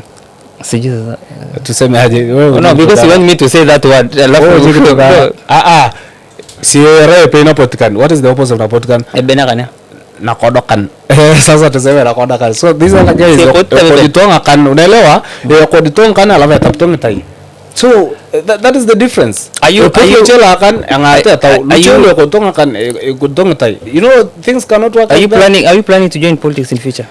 Me no, I think I'm a technocrat. I'm in the technical field. I'm in the technical space currently, serving. No, I'm asking, are you the governor to deliver his 9-point agenda? I'm asking a question. So that is what I'm doing. I'm asking a question. No, you're trying to run away from the question. Are you interested? No. Are you seeing yourself in a possibility of joining politics in future? I cannot tell what will happen tomorrow. I'm not in a position to tell that. What if you are... Maybe I'll wake up tomorrow as a pastor. Tufunge hii show. So thank you so much guys. Just give us a parting shot. Mimi nasema tu hivi. Maybe you can angalia kamera, nani atasaidia? Watu wangu mimi nasema hivi. Hii county tutajenga wote. Ni sisi zote. Sio na Potkan, sio executive, sio assembly. Ni sisi wote tutajenga hii county.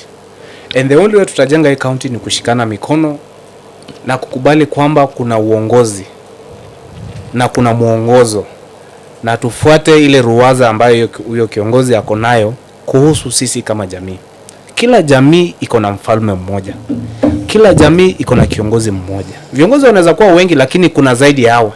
So kwa sasa Mungu ametupa nafasi ya kufanya kazi kama na Napotikan kama gavana wetu na wale wajumbe wetu ambao tuko na wao na seneta wetu. So tufanye tu kazi, tusaidiane, tuwasaidie. Uongozi si kitu rahisi. Uenda ikawa wewe uko nje pale unahisi kwamba they are not doing the right thing.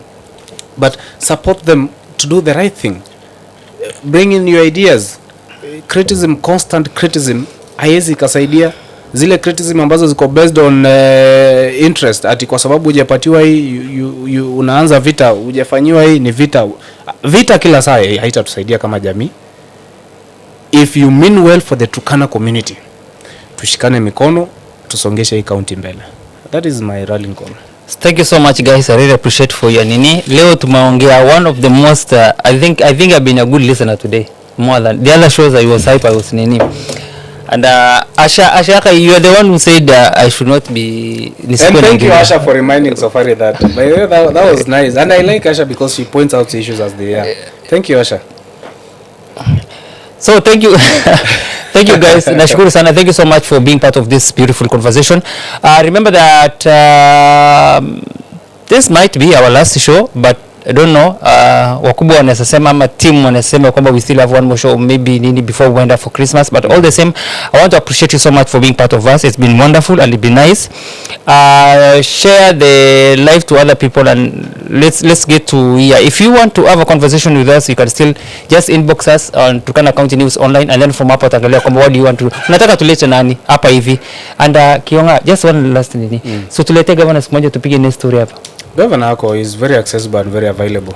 Nikifanya show na governor, I'm done. I drop it. I will not do the show again. He is very accessible and thank you so much. So I don't want you to drop the show. Hatutaki uachane na kutupatia news. Wewe endelea. So he'll come. At that time when you'll want him to come and address these issues, he will come. He's in a position. Sawa. Thank you so much. I will. Thank you. Thank you so much guys. Thank you so much for joining us. It's been a wonderful. My name is Prince Sofari. Do have a lovely night and enjoy your week. Inakuja. God bless. Good night. Wait. Tumeenda offline. What's happening? Mlichoka? Umechoka?